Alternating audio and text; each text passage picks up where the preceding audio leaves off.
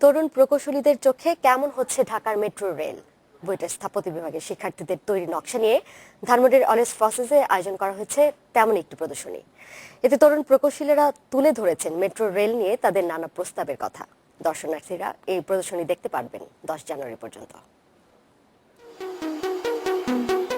আগামী ঢাকাকে পাল্টে দেবে মেট্রো রেল। তরুণ প্রকৌশলীরা মনে করেন 2035 সাল নাগাদ নগরবাসী যোগাযোগের বড় মাধ্যম হবে মেট্রো রেল। প্রকল্প অনুযায়ী রাজধানীর মতিঝিল, শাহবাগ, ফার্মগেট ও মিরপুর এলাকাকে সংযুক্ত করবে এই রেল যোগাযোগ।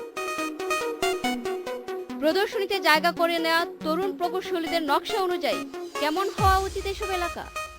মতিঝিল এমআরটি ডিজাইন করার সময় আমাদের সরকারি প্রপোজাল আছে, সেখানে যে 180 মিটার বিশাল একটা প্ল্যাটফর্ম প্রপোজাল আছে, তো সেখানে দেখা যায় যে নিচের জায়গাটা অনেক বেশি অন্ধকারাচ্ছন্ন হয়ে যায়। শাহবাগের ইম্পর্টেন্ট রাজু ভাস্কর্য টিএসসির সামনে, সেটারও কোনো রকমের ক্ষতি হবে না, যেটা এখনকার প্রপোজালে কিছুটা ভেঙে যাওয়ার আশঙ্কা আছে। ফার্মগেট খামারবাড়ি রোডের উপর দিয়ে এই এমআরটি লাইনটা গেছে, যেটা মাটি থেকে 47 ফিট উপরে। আর ঠিক অপোজিটে যে এলিভেটেড এক্সপ্রেস হয়ে যাচ্ছে, এলিভেটেড এক্সপ্রেসে একটা র্যাম্প নেমেছে, সেটার হাইট হচ্ছে 25 ফিট। তো এই দুইটা জায়গার মাঝখানে একটা পার্ক আমরা জানি আছে, সেটা হচ্ছে আনোয়ারা পার্ক।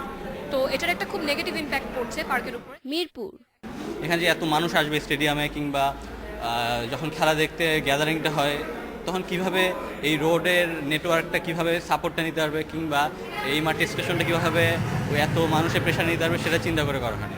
স্থাপত্য শুধু প্রাতিষ্ঠানিক বিভাগ নয়, নগরবাসীর কথা মাথায় রেখে নকশা করা না হলে পুরো উদ্যোগ ভেস্তে যেতে পারে বলে মনে করছেন তরুণ প্রকৌশলীরা। Parvin Sultana, Independent News, Dhaka.